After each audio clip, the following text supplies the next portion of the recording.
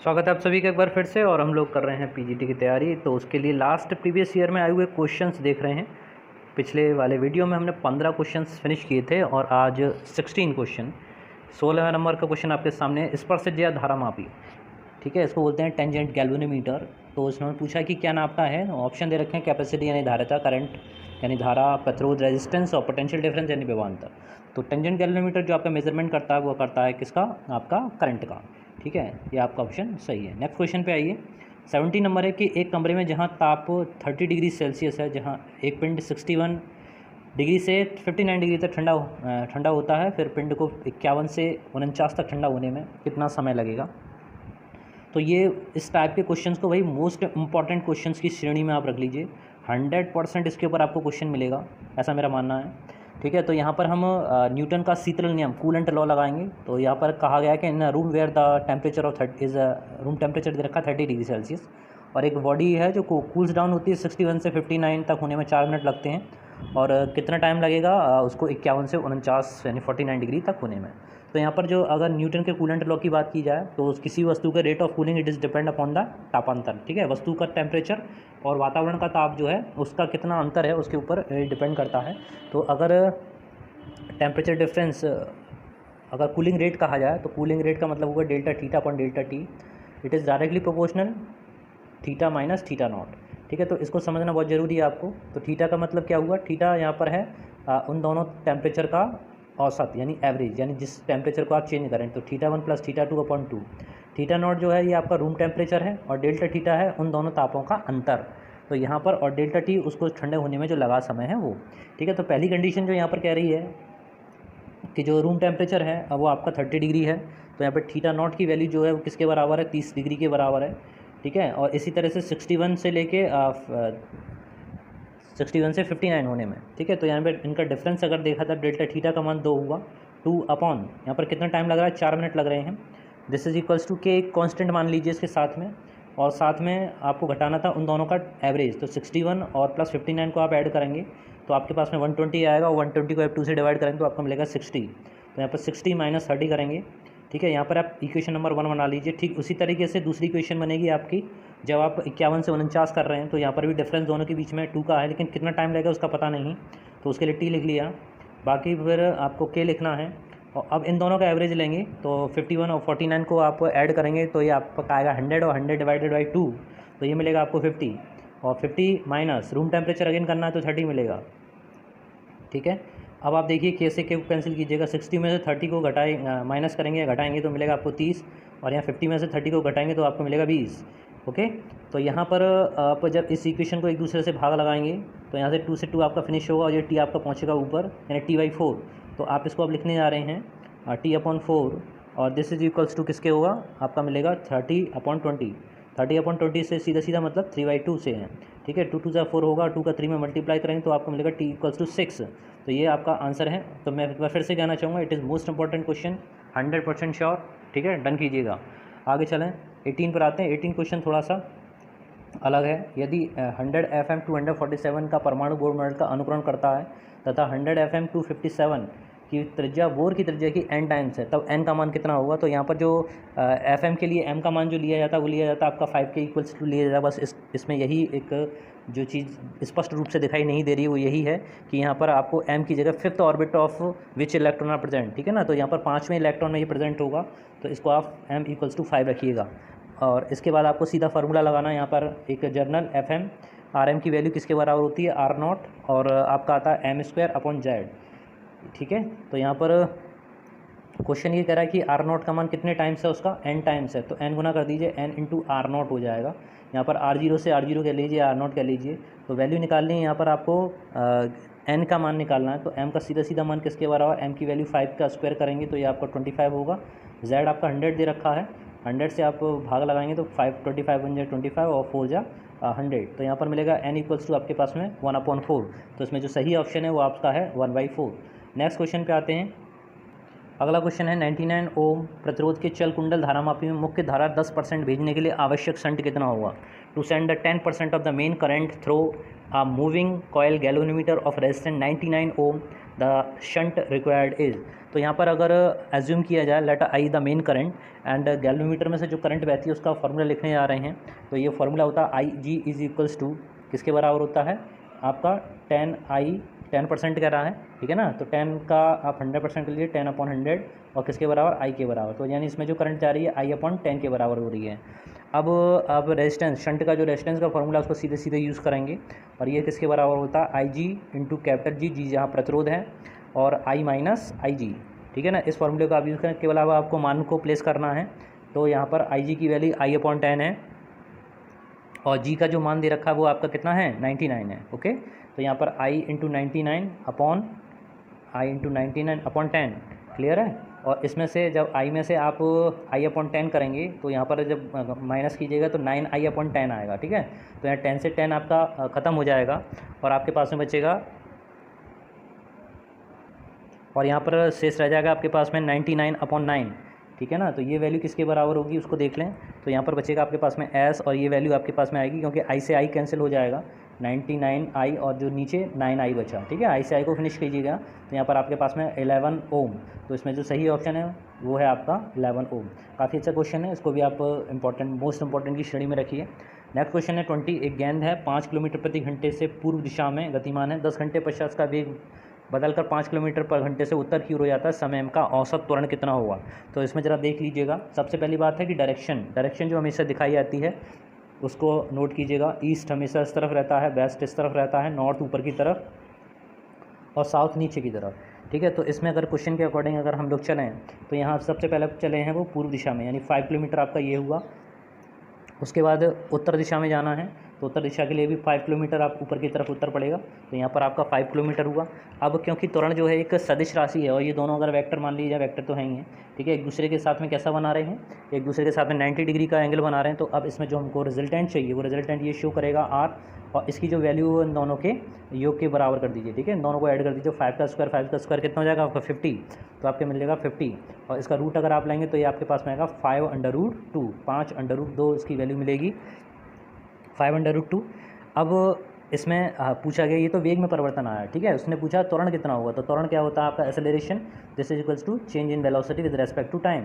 तो यहाँ पर हमें त्वरण का मान पता करना है और त्वरण बराबर होगा वेग परिवर्तन अपॉन समय अंतराल, ठीक है ना। तो डेल्टा V का मान जो है मैं दोनों ही लैंग्वेज यूज़ कर रहा हूँ, जहाँ तक मेरा प्रयास है आप सभी के साथ में अच्छे से अच्छा करने की कोशिश है, ओके। तो आप लोग भी पूरा सपोर्ट कीजिए, 5/2 पूरी मेहनत कीजिएगा, अच्छे से नंबर लाने हैं, करना है। 10 डेल्टा T का मान कितने समय में जाता है 10 घंटे में, तो 10 से आप डिवाइड कीजिए, 5 2 10 होता है और यहाँ पर आपको √2 से 2 को आप जब काटेंगे तो क्या मिलेगा आपको 1/√2 मिलेगा, ठीक है। तो 1/√2 आपकी किस डायरेक्शन में, नॉर्थ वेस्ट डायरेक्शन में, ठीक है ना, नॉर्थ वेस्ट डायरेक्शन में मिलेगा। तो इसमें ऑप्शन जो सही है उसको देख लीजिए। तो इसमें जो सही आंसर है वो आपका है तीसरा वाला। देखिए इसने कंफ्यूज करने के लिए कि आप हड़बड़ाहट में 1/2 तो ले आएंगे, ठीक है, लेकिन इन दोनों में अगर कंफ्यूज हो जाएंगे तो ज़रा भी कंफ्यूज होने की आवश्यकता नहीं है। उत्तर पश्चिम नॉर्थ वेस्ट डायरेक्शन में 1/2 किलोमीटर पर आ। अगला वाला देखें क्वेश्चन। दो चुंबक हैं,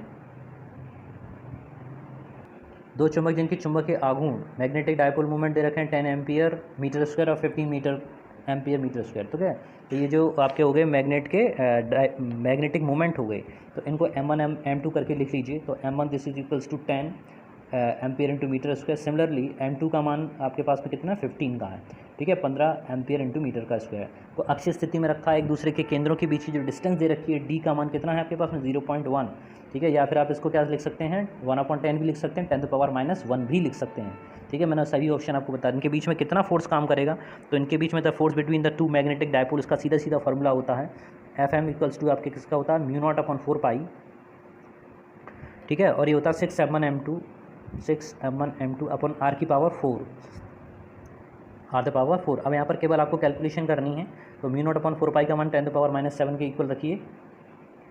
तो उसकी जब हम वैल्यू प्लेस करेंगे, उसकी वैल्यू प्लेस जब करेंगे तो F इक्वल्स टू आपको मिलेगा 10⁻⁻7। M1 M2 का मान 6 लगाइएगा, 6 M1 M2 का मान 15 × 10 और D की पावर 4, तो D की पावर 4 का मैंने 10⁻⁻4 मैंने डायरेक्ट कर दिया है, ठीक है ना। तो यहाँ से आप लोग देख रहे होंगे 15 6 आपके 90 होता है, 90 और 10 कितना आपका हो गया 900, और 900 × 10⁻⁻7 के साथ में प्लस का 4 करेंगे तो ये आपके पास मिलेगा -3, और -3 जब आगे लगाएंगे डेसिमल में तो आपके पास में सीधे सीधे आएगा 0.9, है ना। तो ये जो है आपका आंसर नंबर 4 आपका इसमें सॉलिड है, ठीक है। इस पर टिक लगाएंगे तो इसमें सही चिन्ह 0.9 न्यूटन। अगले प्रश्न पर आते हैं। एक तार की लंबाई दे रखी है 15 मीटर, प्रतिरोध दे रखा 5 ओम, इस तार में नगण्य धारा प्रवाहित की जाती है, इसका अनुप्रस्थ काट का क्षेत्रफल 6 × 10⁻⁷ मीटर स्क्वायर है। पदार्थ का प्रतिरोध गुणांक कितना होगा? If a negligible small current is passes through a wire of length 15 centimeter and a resistance 5 ohm having the uniform cross section of 6 × 10⁻⁷ meter square, then the coefficient of resistivity, ठीक है ना। तो कोफिशिएंट ऑफ रेसिस्टिविटी का मतलब है प्रतिरोध गुणांक, ठीक है ना। तो इसमें ज़्यादा कंफ्यूज होने की आवश्यकता नहीं। आपसे क्या पूछा गया? केवल रो का मान पूछा गया है। तो यहाँ पर रो इक्वल्स टू किसके बराबर होगा? रो इक्वल्स टू R × A/L, केवल फार्मूला आपको लगाना है, ठीक है ना। तो एक चीज़ और हम आपसे कहना चाहेंगे कि आप हमेशा अगर किसी क्वेश्चन में कंफ्यूज होते हैं तो उसका इंग्लिश हिंदी दोनों वर्जन दे रखे होते हैं, ठीक है। तो उस पर थोड़ा सा जल्दी करते हुए, थोड़ा त्वरित गति से दोनों ही लैंग्वेज को कर लिया करें, उससे काफ़ी असर पड़ता है, ठीक है ना। तो आर की वैल्यू यहाँ पर कितनी गिवन है? 5 ओम दे रखा है। एरिया जितना है उस एरिया को लिखेंगे 6 × 10⁻⁷। इसमें भी यूनिट को भी देख लीजिएगा, ऐसा यूनिट में होने चाहिए सभी। लेंथ दे रखी है 15 सेंटीमीटर, 15 मीटर के इक्वल है। तो यहाँ पर 5 से 5 3 जा 15 और 3 2 जा 6। तो यहाँ पर जो सीधा आंसर है 2 × 10⁻⁷ ओम × मीटर। तो इसमें आंसर नंबर 2 आपका करेक्ट है। अगले प्रश्न पर आते हैं। Question number 23। एक तापन कुंडली पर 100 वाट और 220 वोल्ट लिखा हुआ है, इसे दो हिस्से में काटकर समांतर क्रम में एक ही स्रोत से जोड़ा गया है, ठीक है ना। तो एक सेकंड में कितनी एनर्जी प्रवाहित होगी? तो उसका मान ये पूछना चाह रहा था। अ heating coil is labelled 100 watt and 220 volt. The coil is cut in half and the two pieces are joined in parallel, ठीक है, in the same source.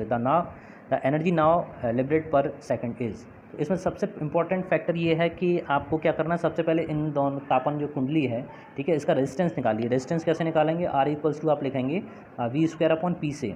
तो V² का मान कितना लगाओगे? ये आप लगाएंगे 220, ठीक है जी, अपॉन पावर कितनी है? 100 है। तो यहाँ पर 2 0 से 2 0 आप कैंसिल करेंगे और 22 और 22 का आपस में मल्टीप्लाई करेंगे तो मिलेगा आपको 484। अब उसने कहा है, क्वेश्चन ने कि इसके 2 भाग कर दूँ, तो 2 भाग जब कर देंगे तो उसका प्रतिरोध भी आधा आधा हो जाएगा। और आधा आधा करने के बाद क्या करना है? इनको समांतर क्रम में ऐड कर दीजिए। तो समांतर क्रम में ऐड करने पर कुछ स्थिति इस प्रकार हो जाएगी। ओके, ये एक हो जाएगा 242 का, ठीक है ना। एक हो गया 242 का। इसका टोटल रेजिस्टेंस अगर आपको निकालना है तो 1/R इक्वल्स टू 1 242 + 1 242। तो इसमें जब आप इसका तुल्य प्रतिरोध निकालोगे तो वो कितना आएगा? वो आपका वैल्यू बराबर आनी चाहिए R इक्वल्स टू 2/242। और यहाँ पर जब आप इसको भाग लगाएंगे 2 1 2 और 2 1 2 2 2 4 2 1 यह 121, ये आपका आ गया रेजिस्टेंस। क्लियर है? तो ये 121 आपके पास में आया रेजिस्टेंस। अब आपको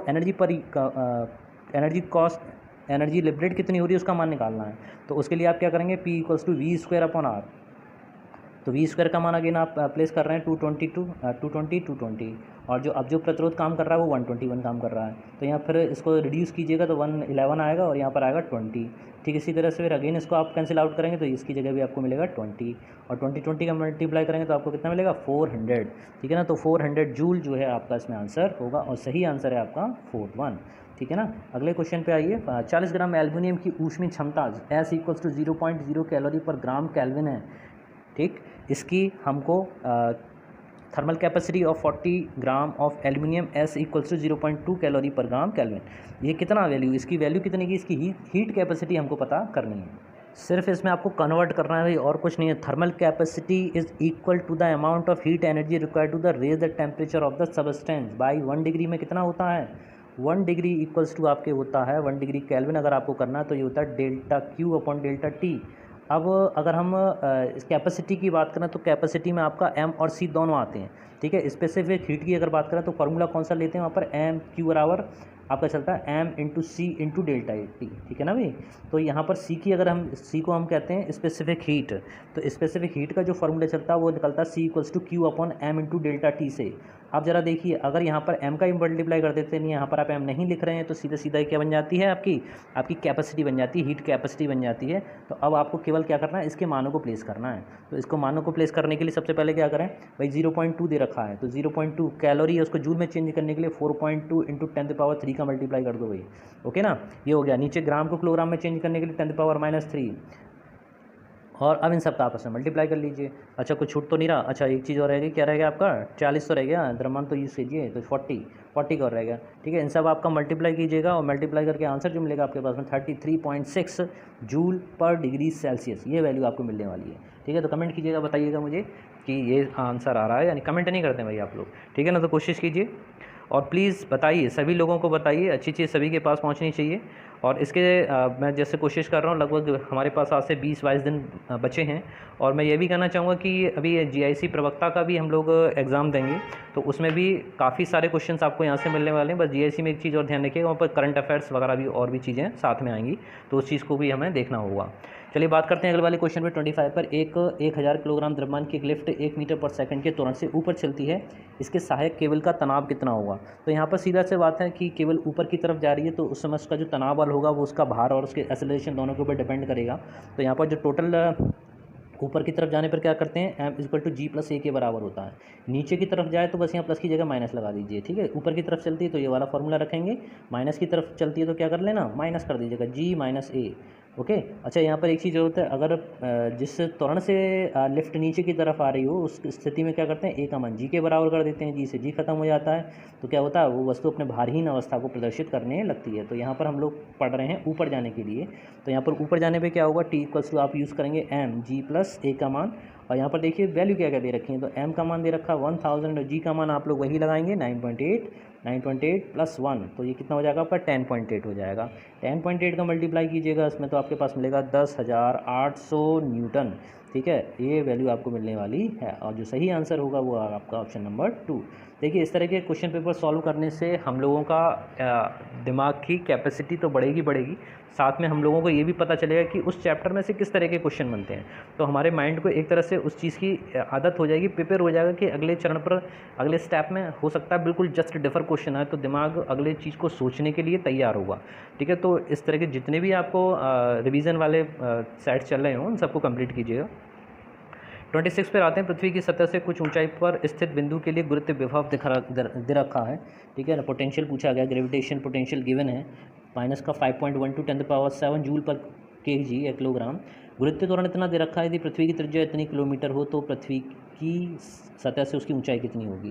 तो यहाँ पर सादा सिंपल सा है, आपको यहाँ पर रिलेशन पता करना है, gravitation potential and at the height. ठीक है, और कितनी सरफेस पर है तो उसकी सरफेस के लिए पोटेंशियल का सूत्र सभी लोग देख लीजिए, जिस v = एक बार और भी हम लोग इस तरह के क्वेश्चन कर चुके हैं, तो GME/RE+H आता है। ठीक है ना, RE+H, तो इस RE+H में ये तो हो गया आपका इक्वेशन नंबर 1। ठीक है, और गुरुत्व त्वरण के लिए फार्मूला जो हम लोग यूज़ करते हैं, G = आपका यूज़ किया जाता है GME, और अपॉन में आता है RE+H।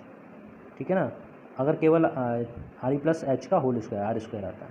तो यहाँ पर अंतर क्या है कि यहाँ पर RE+H है और इसमें RE+H नहीं है। देखिए GME से GME कैंसिल कीजिएगा और 1 टाइम ये कैंसिल हो जाएगा, तो यहाँ से जब B/G आप निकालेंगे तो ये वैल्यू किसके बराबर आएगी, RE+H के बराबर आएगी। ठीक है, तो अगले स्टेप में वही लिखने आ रहे हैं, तो इसमें आप लिखेंगे V/G' this is equals to RE+H के बराबर। यहाँ पर हाइट पूछी गई है, तो सबसे पहले पोटेंशियल की वैल्यू प्लेस कीजिएगा, उसकी वैल्यू दे रखी है। ठीक है ना, तो 5.12 × 10⁷ क्लियर, और यहाँ पर जी की वैल्यू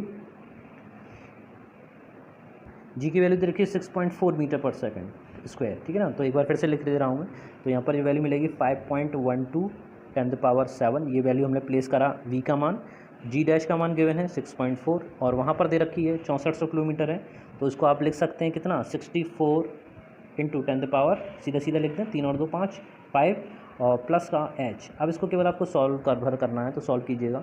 तो यहाँ पर सबसे पहले क्या करें, सबसे पहले इनकी पावर्स को एक जैसा कर लेते हैं भाई। ठीक है ना, तो यहाँ पर एक डेसिमल से एक डेसिमल जब हटाएंगे तो उसमें से एक की कमी हो जाएगी, बचेगा केवल आपके पास में 6, और यहाँ पर 64 को आप डिवाइड कीजिएगा तो लगभग कितने टाइम्स किया, 8 4 जा, ठीक है 32, और उससे मल्टीप्लाई कीजिए तो यहाँ पर आपके पास में आएगा 8 × 10⁶ के बराबर। और यहाँ पर अगर आप इसको लिखते हैं 6.4 6.4 लिखते हैं तो यहाँ पर भी 10 की 6 आपको मिल जाएगा, प्लस का h। अब केवल पक्षांतर करके इसको उधर पहुँचा दीजिए, माइनस कर दीजिएगा, तो 8.0 में से 6.4 माइनस करेंगे तो आपके पास मिलेगा 1.6, यानी 1.6 × 10⁻⁷ आपकी 6 किलोमीटर।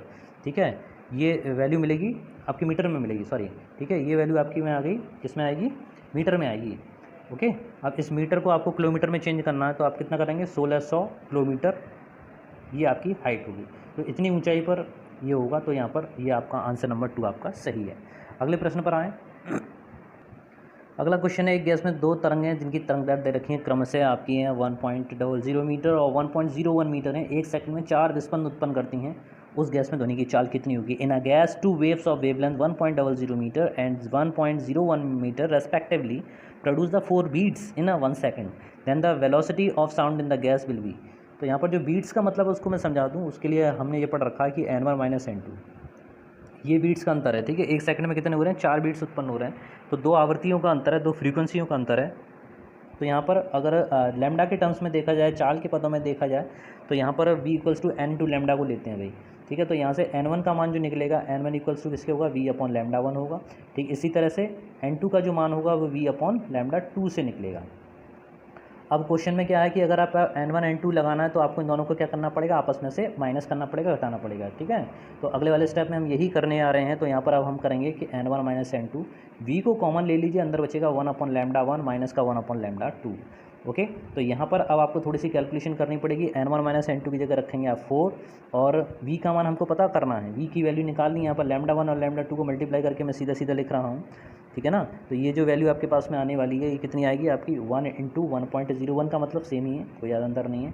तो यहाँ पर 1.01 में से आप माइनस कर दिए 1.00, तो यहाँ पर 0.01 यहाँ मिलेगा और नीचे 1.01। देखिए दशमलव से दशमलव हटाइए, एक बार फिर से देख लेते हैं। तो यहाँ पर जो कैलकुलेशन में आपके पास में मिलेगा वो आपके पास मिला 4 = v, ऊपर घटाने पे कितना आया आपके पास में? 0.01 और नीचे आया आपके पास में 1.01। तो यहाँ डेसिमल के बाद 2 अंक, यहाँ डेसिमल के बाद 2 अंक, इन्हें हटाइएगा और यहाँ सीधा सीधा मतलब है कि 101 में मल्टीप्लाई करना है आपको, किससे? 4 से। तो आपके पास आंसर आएगा 404 इतना मीटर पर सेकंड, जो आपका ऑप्शन नंबर है सेकंड, ठीक है। सेकंड वाला ऑप्शन आपका करेक्ट है। अगले प्रश्न पर आते हैं। अगला प्रश्न है आपके पास में आपका पॉइजन रेशो और बल्क मॉडुलस ऑफ इलास्टिसिटी के एंड मॉडुलस ऑफ रिजिडिटी, यानी आपका इसको क्या कहते हैं? ईटा, ठीक है। तो पॉइजन अनुपात दे रखा है सिग्मा, आयतन प्रत्यास्थता गुणांक आपका दे रखा है के और दृढ़ता गुणांक ईटा में संबंध पूछ रहा है। तो सिग्मा आपका के और ईटा ये तीनों एक दूसरे से कैसे रिलेटेड, तो इनको कैप्चर करने के लिए, इनको ढंग से देखने के लिए आपको कुछ समीकरण ध्यान रखने पड़ेंगे। तो उन समीकरणों को देख लीजिए। y = आपके किसके होगा? ये होता है 3k 1 - 2 सिग्मा। भाई इसको याद करने के लिए आप ट्रिक निकाल लीजिए, ठीक है ना। और y = आपके पास मिलेगा 2 ईटा और ये मिलेगा 1 + सिग्मा। अब इन दोनों को एक दूसरे के इक्वल कीजिएगा, ठीक है ना। तो इसको इक्वल करते हैं। तो इक्वल करने पर आप देखेंगे तो सबसे पहले आपको मिलेगा 3k और 1 - 2 sigma, this is equals to 2 eta और ब्रैकेट में है आपका 1 + सिग्मा, ठीक है ना। तो यहाँ पर सबका मल्टीप्लाई होगा अंदर, तो उसको 3k को मल्टीप्लाई किया, 3 × 2 = 6, 6k सिग्मा मिल जाएगा। और यहाँ पर इक्वल करके जब इस तरफ आ जाएंगे 2 सिग्मा + 2 सिग्मा और ईटा, ठीक है। सॉरी, इसको हम ईटा बोलें, ईटा ही है, ठीक है। क्योंकि हमें वैल्यू जो आंसर दे रखा है वो सिग्मा को दे रखा है, तो सिग्मा वाले पद एक तरफ ले लीजिए, इसको आप इस तरफ ले आइए, तो आपके पास में मिलेगा 3k - 2 ईटा, ठीक है ना। और ये आप उस तरफ ले गए तो यहाँ पर आपको क्या मिलेगा? 6k प्लस का हो जाएगा सिग्मा और प्लस 2 ईटा × सिग्मा।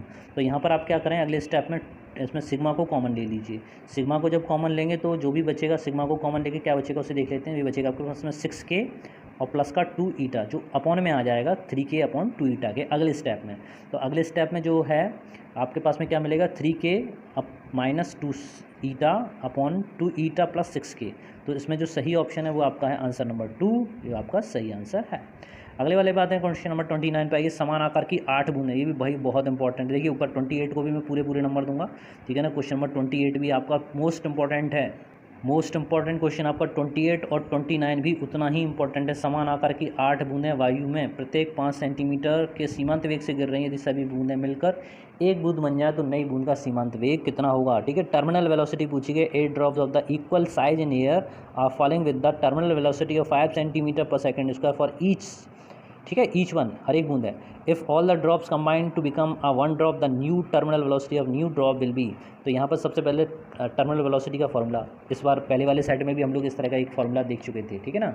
तो इसको देखने के लिए आप देखें कि सबसे पहले, ठीक है, वेलोसिटी का फॉर्मूला लिखिए। तो v = आपके पास मिलेगा 2/9 r² रो - सिग्मा अपॉन ईटा, ये वैल्यू मिलती है, इंटू जी और आ का साथ में, ठीक है, मल्टीप्लाई में ऊपर जी के साथ में। तो यहाँ पर जो कई सारी 8 बूंदें मिलकर बन रही हैं, ठीक है ना, तो उनसे जो फ़र्क पड़ेगा वो केवल किस में फ़र्क पड़ेगा, उसकी रेडियस में फ़र्क पड़ेगा। तो यहाँ पर हम केवल रेडियस को अटैच करते हैं, तो वी प्रोपोर्शनल आर को ध्यान रखिए, ठीक है ना, वी प्रोपोर्शनल आर स्क्वायर को ध्यान रखिए। तो सबसे पहले रेडियस में फ़र्क जो निकलेगा वो कैसे निकलेगा कि 8 बूंदों का जो आयतन होगा वो बड़ी बूंद के बराबर होगा। तो यहाँ पर हम लोग क्या लेके चलते हैं, बड़ी बूंद की रेडियस अगर आप मान लेते हैं R1 ले लीजिए, ठीक है ना, तो और छोटी बूंद की रेडियस में आप R2 ले लीजिए। तो यहाँ पर क्या लिखेंगे 4/3 pi R1 cube, this is equals to 8 into 4/3 pi R2 square, ठीक है। 4/3 से 4/3 खत्म करो, और अगर 8 का आप क्यू बनाएंगे तो 2 की पावर 3 बनेगा, ठीक है ना। तो R1 दिस इक्वल्स टू किसके बराबर आ जाएगा, 2R2 के आ जाएगा। तो R1 बराबर आपके पास में मिला किसके, 2R2 के, यानी जो बड़ी बूंद मिल के बनी है उसकी त्रिज्या कैसी हो गई है, डबल हो गई है, इसकी दोगुनी है। अब देखिए वेलोसिटी का फॉर्मूला, तो v1/v2 this is equals to R1/R2, और दोनों का क्या कर दें, स्क्वायर कर दें, ठीक है, दोनों का स्क्वायर कर दीजिएगा।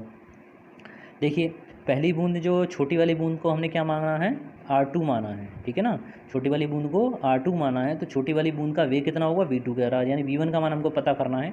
तो v1/v2 कितना लेंगे, 5 इक्वल्स टू R1 लिखा रहने दो, R1 की जगह क्या लिख दो, 2R2 लिख दो, ठीक है, और स्क्वायर करेंगे तो ये आपका 4 हो जाएगा, ठीक है ना, इस चीज़ को ध्यान रखिए, स्क्वायर है ना, तो 4R2 का स्क्वायर, ठीक। इसी तरह से नीचे R2 का स्क्वायर, R2 से R2 स्क्वायर खत्म करेंगे और 5 में मल्टीप्लाई कर दीजिए 4 से, यानी v1 इक्वल्स टू आपका कितना मिलेगा, 40 सेंटीमीटर पर सेकंड आपका आंसर होगा। 29 वाला क्वेश्चन मोस्ट इंपॉर्टेंट है, ध्यान से देख लीजिएगा, रिवाइज कर लीजिएगा। क्वेश्चन नंबर 30 आपके सामने कि यदि आवेश 7i-3j × 10⁻³ टेस्ला के चुंबकीय क्षेत्र के लंबवत प्रक्षेपित किया जाता है तो xi + 7j मीटर पर सेकंड का त्वरण अर्जित कर लेता है, x का मान कितना होगा। तो यहाँ पर सबसे पहले हम ये मान के नहीं चलेंगे, इसमें वेलोसिटी दे रखी है। तो सबसे पहले इसमें अगर फार्मूला देखा जाए तो फार्मूला आपका क्या कहता है कि F = Q v vector cross v vector, ठीक है। इसमें वेक्टर का जरूर ध्यान रखिएगा कि कौन सा आगे आता है कौन सा पीछे आता है। तो जो मैग्नेटिक फील्ड वाला वेक्टर है वो पीछे, ठीक है, बी की वैल्यू। अब आपको यहाँ पर निकालना त्वरण ए का मान, ठीक है। तो एक्सेलरेशन F = ma के बराबर होता है, तो यहाँ से जो त्वरण मिलेगा आपको, त्वरण आपके किसके बराबर हो जाएगा, Q/m के बराबर हो जाएगा, और Q/m में फिर v vector cross v vector, okay. अब यहाँ पर दोनों वेक्टर्स जो दे रखे हैं उनकी वैल्यूज़ को हम पता करेंगे, तो ये दोनों एक दूसरे के परपेंडिकुलर जा रहा है, ठीक है ना। तो आई और जे उसमें है तो हम लोग मान लेते हैं के साथ में।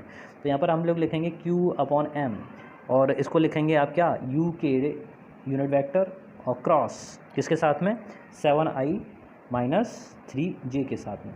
तो यहाँ पर केवल है तो k का i के साथ कीजिए और फिर k का j के साथ में, कुछ इस तरीके से करेंगे। तो यहाँ पर आपको पास मिलने वाला है Q/m × u, और साथ में चलने दीजिए जो वैल्यूज चल रही हैं। तो यहाँ पर आप 7, ठीक है, k, इसको बड़े वाले वेक्टर बंद कर लीजिए, k क्रॉस i, और साथ में माइनस चिन्ह के साथ में आपका 3k vector cross j vector. यहाँ पे देखें जरा, k और i का करेंगे तो आपका मिलेगा आपके पास में j, सही क्रम में चल रहे हैं। k क्रॉस j करेंगे थोड़ा उल्टा चल रहे हैं, तो माइनस का i आपको मिलने वाला है। तो यहाँ पर जो आपको फैक्टर मिलेगा साथ में आपको क्या मिलेगा, 7j, और माइनस और माइनस प्लस हो जाएंगे, और प्लस का आपको मिलेगा 3i, ठीक है। तो ये वैल्यू आपके पास में, बाकी सब चीज़ें चल रही हैं उनको चलने दीजिए। यहाँ पर आप तुलना कीजिए दिए गए त्वरण से, तो वो दे रहा है आपको x के साथ में i और 7j। तो 7j को 7j के साथ इक्वेट करें और 3i को करेंगे xi के साथ इक्वेट। तो यहाँ पर जो x की वैल्यू है वो कितनी है, स्पष्ट है, क्लियर, x की वैल्यू कितनी मिलेगी, 3 के बराबर है। तो ये आपका सही आंसर होगा, ठीक है। तो समय हमारा अब कंप्लीट हो चुका है, ठीक है। नेक्स्ट वाली वीडियो में बहुत ही जल्दी फिर मिलता हूँ आपसे, कोशिश मेरी जारी है, जब भी मुझे समय मिलेगा मैं आप लोगों के लिए, अपने लिए प्रयास करूँगा, ठीक है। मिलते हैं नेक्स्ट वीडियो में, तब तक के लिए जय हिंद, जय भारत। पढ़ते रहिए, बढ़ते रहिए, धन्यवाद।